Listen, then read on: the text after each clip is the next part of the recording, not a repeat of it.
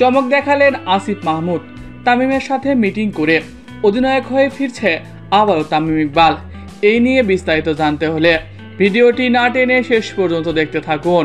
আর আপনি যদি আমাদের চ্যানেলে নতুন হয়ে থাকেন তাহলে এখনই সাবস্ক্রাইব করে রাখুন। আর ইতিমধ্যে সাবস্ক্রাইব করে থাকলে আপনাকে অসংখ্য ধন্যবাদ। মিরপুর শেরেবাংলা স্টেডিয়ামে বাংলাদেশ ক্রিকেট বোর্ড বিসিবির কার্যালয় পরিদর্শন করেছেন অন্তর্বর্তীকালীন সরকারের যুব ও ক্রীড়া উপদেষ্টা আসিফ মাহমুদ।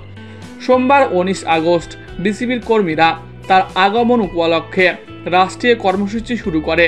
সেখানে গণমাধ্যম কর্মীদের ভিড় রয়েছে। শেখ হাসিনার পতনের পর দেশের রাজনৈতিক পরিবর্তনের মধ্যে নীরব হয়ে থাকা ক্রিকেট বোর্ড হঠাৎ জেগে উঠেছে। এদিকে বিসিবিতে দেখা গেছে জাতীয় দলের সাবেক অধিনায়ক তামিম ইকবালকে। আজ দুপুর 12:30টার দিকে মিরপুর স্টেডিয়ামে পৌঁছান এই ড্যাশিং ওপেনার। ইতিমধ্যে পদত্যাগের সিদ্ধান্ত নিয়েছে নাজমুল হাসান পাপন। গোপনে এই সিদ্ধান্তের কথা জানান বিসিবির সভাপতি। তার মতো বোর্ডের অনেক পরিচালকও আত্মগোপন করেছে। সব মিলিয়ে দেশের ক্রিকেটের সর্বোচ্চ নিয়ন্ত্রণ সংস্থা অভিভাবকহীন।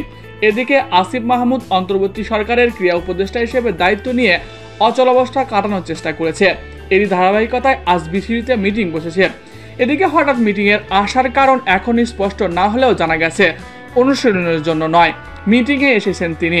দীর্ঘদিন জাতীয় দলের বাইরে রয়েছে টাইগার এই ওপেনার। এবার ফিট থাকলেও ব্যক্তিগত কারণে নিজেকে ক্রিকেট থেকে দূরে রেখেছে। তবে মিটিং শেষে জানা যায় তামিম ইকবালকে আবারও জাতীয় দলে ফেরানোর জন্যই এত আয়োজন ছিল। সেই সাথে তামিমকেই অধিনায়ক করা হবে বলে জানা গেছে। এর ফলে অধিনায়কত্ব থেকে বাদ পড়তে পারে শান্ত, আর তার পারফরমেন্সের কারণে দল থেকেও বাদ পড়তে পারে, এমনই গুঞ্জন শোনা যাচ্ছে। প্রিয় দর্শক, কে কে চান তামিম ইকবাল আবারও জাতীয় দলে ফিরুক, কমেন্ট করে জানিয়ে দিন। এছাড়া খেলাধুলার সকল আপডেট সবার আগে পেতে হলে আমাদের চ্যানেলটি সাবস্ক্রাইব করতে ভুলবেন না। ধন্যবাদ সবাইকে।